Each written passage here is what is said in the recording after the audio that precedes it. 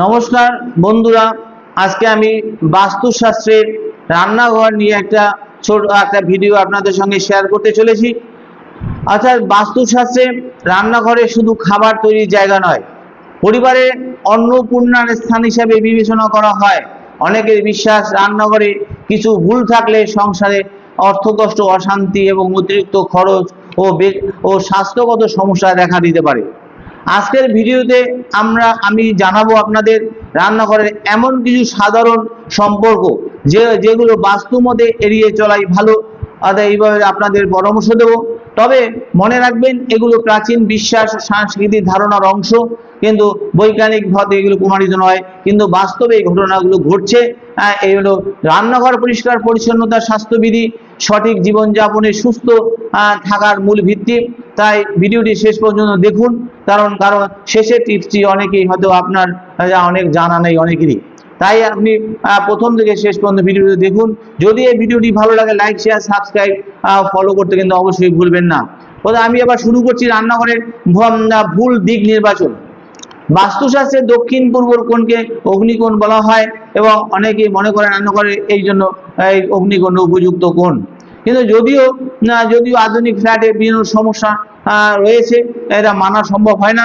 তাই তবু রান্নাঘরে পর্যাপ্ত আলো ও বায়ু চলাচল ও নিরাপত্তার ব্যবস্থা রাখা উচিত। অর্থাৎ রান্নাঘর পূর্ব দিকে রাখলে খুবই ভালো হয়। তাহলে এক্ষেত্রে আপনারা কি করবেন? রান্নাঘরে পর্যাপ্ত ভেন্টিলেশন রাখুন।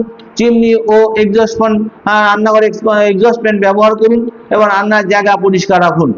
2 নম্বর পয়েন্ট হচ্ছে গ্যাস ও জলের উৎস। এই পাশাপাশি রাখা কি শুভ কি অশুভ সে সম্বন্ধে আলোচনা করছি। বাস্তু মতে আগুন ও জল বিপরীত শক্তির প্রতীক। তাই গ্যাসের চুলা ও সিঙ্ক একবারে পাশাপাশি রাখা কিন্তু ভালো নয় বলে আমরা বিশ্বাস করি।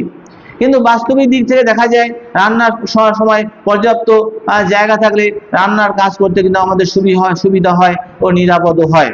তাহলে এক্ষেত্রে আমাদের কি করণীয়?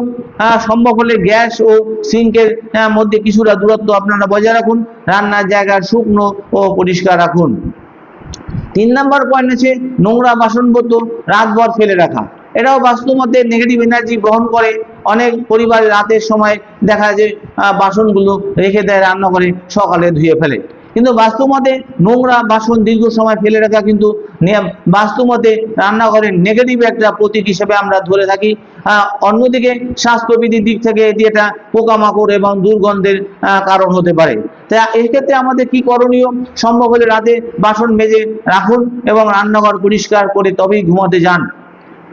4 নম্বর পয়েন্ট হচ্ছে আমাদের ভাঙা কাপ, প্লেট, বাসন আমরা ব্যবহার করি, কিন্তু ভাঙা বা চির ধরা বাসনপত্র বাস্তু মতে অশুভ বলে বিবেচিত হয়ে থাকে। বাস্তবিক ধারণা আছে যে ভাঙা বাসনে হাত কেটে যাওয়ার সম্ভাবনা থাকে এবং সেগুলোকে জীবাণু জমতে পারে। করণীয় কি আমাদের? করণীয় হচ্ছে ভাঙা বাসনপত্র দ্রুত সরিয়ে রাখা উচিত এবং নিরাপদ ও পরিষ্কার বাসনপত্র আমাদের ব্যবহার করা উচিত। এবং 5 নম্বর পয়েন্ট হচ্ছে কি রান্নাঘরে অপ্রয়োজনীয় জিনিস জমিয়ে রাখা। পুরনো বোতল, খালি কৌটো, নষ্ট মিক্সচার গ্রাইন্ডার, অপ্রয়োজনীয় জিনিস জমে থাকলে রান্নাঘর কিন্তু অগোছালো হয়ে যায়। বাস্তু মতে কিন্তু জঞ্জাল ইতিবাচক শক্তির প্রবাহে কিন্তু বাধা সৃষ্টি করে থাকে, এটা আমাদের বিশ্বাস আছে। তাই করণীয় কি আমাদের? প্রতি মাসে একবার রান্নাঘর গুছিয়ে নিন এবং অপ্রয়োজনীয় জিনিস সেগুলো দান করুন বা রিসাইকেল করুন বা সরিয়ে ফেলুন। এরপরে পয়েন্ট হচ্ছে আমাদের রান্নাঘরে পর্যাপ্ত আলো না থাকা। অন্ধকার রান্নাঘর শুধু বাস্তু নয়, বাস্তব জীবনেও সমস্যার কারণ হয়ে দাঁড়ায়। পর্যাপ্ত আলো না থাকলে দুর্ঘটনার সম্ভাবনা থাকে এবং কাজের অসুবিধা হয়। করণীয় কি আমাদের? প্রাকৃতিক আলো প্রবেশের ব্যবস্থা করুন অথবা পর্যাপ্ত বৈদ্যুতিক আলো ব্যবহার করুন আপনারা।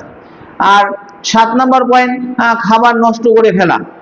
ভারতীয় সংস্কৃতিতে বলা হয়েছে অন্নকে দেবীর আশীর্বাদ হিসেবে ধরে নেওয়া হয়। তাই অপচয় কমানো শুধু ধর্মীয় ও সাংস্কৃতিক দিক থেকে নয়, অর্থনৈতিক দিক থেকেও কিন্তু একটা গুরুত্বপূর্ণ বিষয়। করণীয় কি? করণীয় হচ্ছে আমাদের যতটা প্রয়োজন ততটা রান্না করা উচিত এবং অতিরিক্ত খাবার সংরক্ষণ এবং প্রয়োজন মতে দান করে দেওয়া উচিত। 8 নম্বর পয়েন্ট রান্নাঘরে রং নির্বাচন। অর্থাৎ রান্নাঘরের রং নির্বাচনের ক্ষেত্রে বাস্তুমতে হালকা হলুদ, কমলা, ক্রিম রং উষ্ণতা ও ইতিবাচকতার প্রতীক। যদিও এটি ব্যক্তিগত পছন্দের উপর অনেকে নির্ভর করে, শুধু উজ্জ্বল ও পরিষ্কার পরিবেশ মন ভালো থাকে এবং মন ভালো রাখতে সাহায্য করে। এবার পরের পয়েন্ট 9 নম্বর পয়েন্টে আমি বলতে পারছি রান্নাঘর নিয়মিত পরিষ্কার পরিচ্ছন্নতা রাখুন। রান্নাঘর শুধু বাস্তু নয়, সুস্বাস্থ্যের জন্য এটা অন্যতম শর্ত। তাই মেঝে পরিষ্কার রাখুন, আবর্জনা প্রতিদিন ফেলুন এবং পোকামাকড় নিয়ন্ত্রণ করুন, ফ্রিজ নিয়মিত পরিষ্কার রাখুন। বিশেষ টিপস, সকালে রান্নাঘরে জানলা খুলে দিন, গ্যাস ব্যবহারের পর গ্যাসটা চেক করে নিন, মশলা খাদ্যদ্রব্য যেগুলো আছে সেগুলো সঠিকভাবে আপনারা সংরক্ষণ করুন এবং পানীয় জল পরিষ্কার রাখুন। পরিবারের সবাইকে রান্নাঘর পরিষ্কার রাখার জন্য অভ্যাস গড়ে তুলতে সাহায্য করুন। গুরুত্বপূর্ণ সতর্কতা হচ্ছে বন্ধুরা, বাস্তু শাস্ত্র একটি প্রাচীন সাংস্কৃতিক এবং আধ্যাত্মিক বিশ্বাসের কারণ। তাই এখানে যে বিষয়গুলো বলা হচ্ছে সেগুলি বৈজ্ঞানিক মতে কিন্তু সবকিছু প্রমাণিত নয়, কিন্তু বাস্তবে কিন্তু এগুলো ঘটে থাকে এবং এই নেগেটিভ এনার্জি আমরা প্রাচীনকাল থেকে এগুলো চলে আসছে। তাই এগুলো শুধু ঋণ, স্বাস্থ্য সমস্যা ও পারিবারিক বিষয়ের পিছনে দেখা যাচ্ছে বহু বাস্তব কারণ থাকতে পারে। তার কিন্তু প্রয়োজনে চিকিৎসক, আর্থিক পরামর্শদাতা ও সংশ্লিষ্ট বিশেষজ্ঞদের আপনারা সাহায্য নেওয়া আপনাদের উচিত। তাই বলছি, ভিডিওটি যদি আপনাদের আজকে যে আমি রান্নাঘরের বাস্তু নিয়ে যে ভিডিওটি আপনাদের কাছে শেয়ার করলাম, অর্থাৎ আপনার ছোটখাটো রান্নাঘরে ভুল করে থাকেন সেই সম্বন্ধে আপনাদের সতর্ক করে দিলাম। আপনার ইতিবাচক পরিবর্তন, নেতিবাচক পরিবর্তন, নেগেটিভ এনার্জি দূর করে পজিটিভ এনার্জি আনার জন্য আমি আপনাদের পরামর্শ দিলাম, একটা গাইড দিলাম। সেগুলোর ক্ষেত্রে আপনার অর্থ শাস্ত্রের শুভ অশুভ ভাব কিন্তু জড়িয়ে আছে, এটা বিশ্বাস করা হয়। আপনার রান্নাঘরে এই ভুলগুলোর মধ্যে কোনটি রয়েছে কমেন্টে জানান। আর ভিডিওটি ভালো লাগলে লাইক, শেয়ার, সাবস্ক্রাইব ও ফলো করতে কিন্তু অবশ্যই ভুলবেন না। আর এবার আপনারা ভালো থাকুন, সুস্থ থাকুন, এই বলে আমি শেষ করলাম। নমস্কার।